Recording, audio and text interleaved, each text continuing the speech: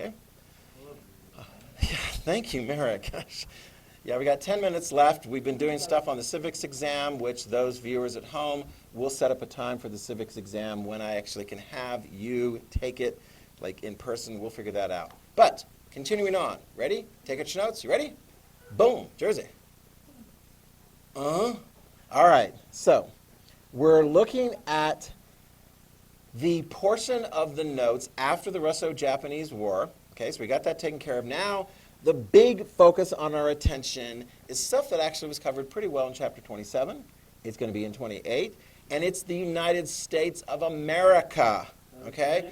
The United States of America. Boom. And yes, we're going to be looking at Canada. Canada is going to factor very important as we look at 20th century history because this course covers the Americas, not just the United States of America. So, by the way, when you refer to Americans, you know, if you want to be very specific, say the United States of America or people from, you know, the States. Because otherwise, there are other people that occupy North America with us. Thank you, Canada. Thank you, Central American countries. But let's look at the United States of America, okay? Let's get some background because what we're going to see here in this unit is the United States is going to be like this coming into its own. Think of like a teenager who was grown into their full-size adult body was like, whoa, I'm not used to this. I've got all these like muscle groups and bone structure, and I've got a brain that's working pretty well. It's like, whoa, the potential. Put this down. The United States has major potential in the year 1900. And I say that because it's like, you know, before and thereafter.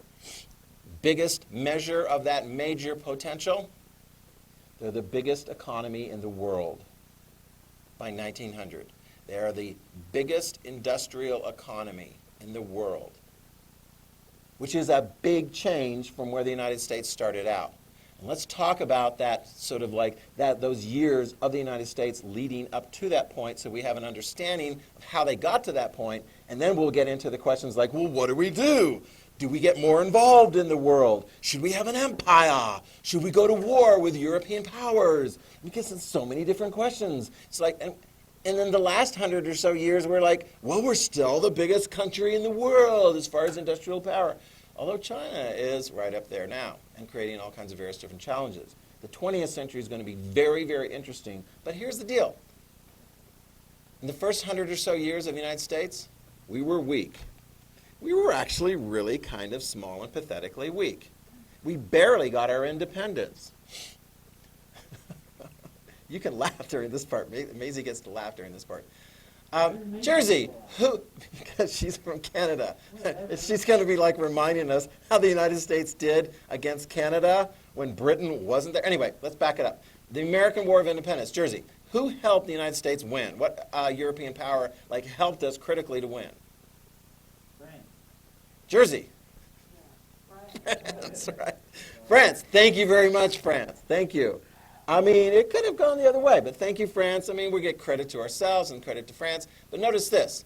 First President of the United States, George Washington, write this down. He said, and it's important that he said it then, and it's important that everyone kept quoting him on it over and over. They still quote him on it. Here was his message to America.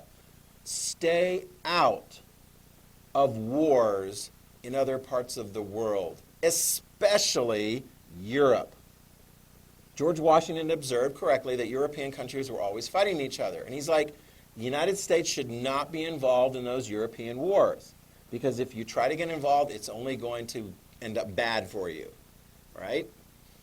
Because, I mean, soon thereafter, I mean, more wars between Britain and France. They're fighting wars. And it's like the United States, like, let's just try and stay out of it. You got people sort of, well, we like the French. They helped us out. And others are like, well, we like the British. You know, their government is sort of like ours a little bit and so forth. And they speak the same language. It was like, stay out. We did get involved in the war. Maisie, tell us about the war in 1812. A lot of the battles were fought in what part of North America?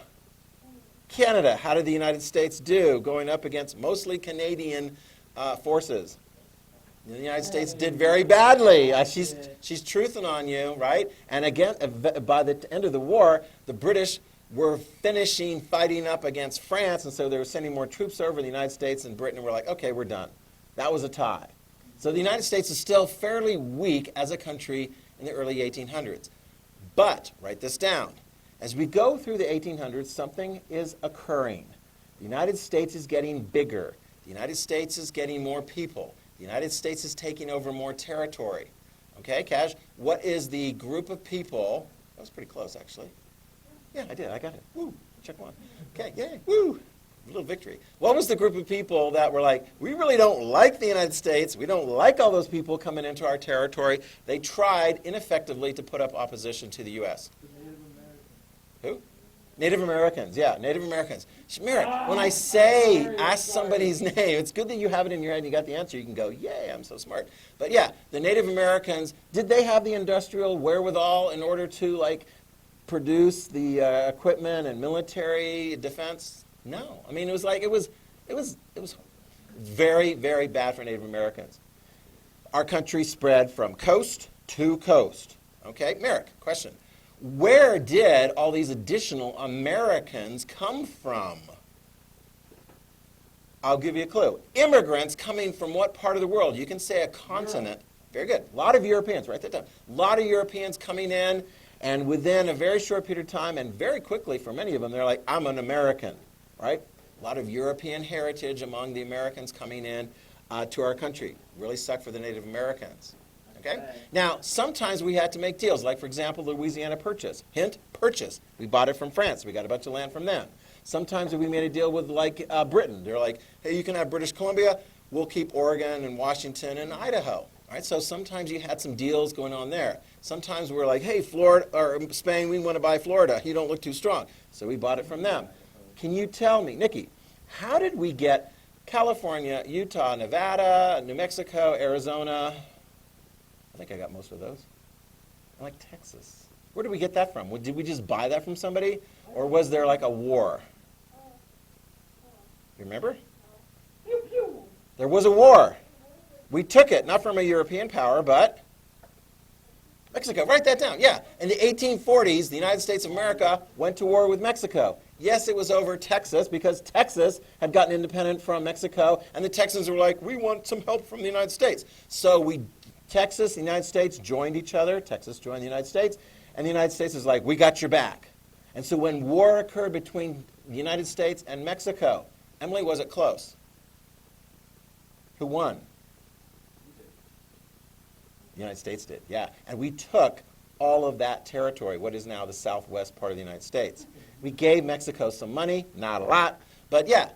What was the difference there between Mexico and the United States? Already we're seeing something has occurred in the United States that is starting to impact our ability to fight and win wars. Industrialization. Very good. Very good. Do you remember from the ninth grade? I think you do. Kylie, from the ninth grade. There was a big war in the 1860s fought between the North and the South in the United States. It was called? It was ninth grade. Civil War, right? Who won? The North. The North. Why? What did the North have that the South didn't have as much of? Kylie.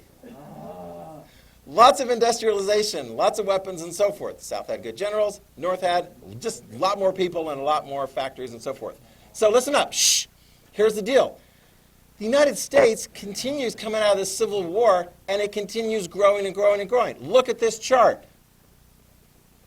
Here is the United States relative to the rest of the world as far as industrial capacity. Look at what is going on here from 1750 to 1900. The United States is growing. It's like we got almost a big chunk of North America. Europe, they have to share it with other European countries. We are tapping into this potential like you don't know what. We got factories and cities and people and so forth, and all of a sudden by 1900 we're like, whoa, we're big. We look around and we're like, we have passed Britain. Write that down. Britain had been the #1 industrial economy in the world. Germany bumped it off as the #1 economy in the world, or at least Europe for a while, but here we go. The United States of America coming into the fore. By comparison, Russia, they've got some issues. Japan, I don't think this is accurate because it looks like Japan is not industrially growing. It should be more of an uptick right up here, but whatever. I didn't put this chart together. Austria, France, not bad. But the United States, It's an industrial power by 1900. Put this down. One of the things we start looking at as the United States of America is like, maybe we should have an empire. Maybe we should. Take over the world. Whoa, that's an interesting idea. You sound like Teddy Roosevelt. We'll talk more about that next time. Bye, folks at home.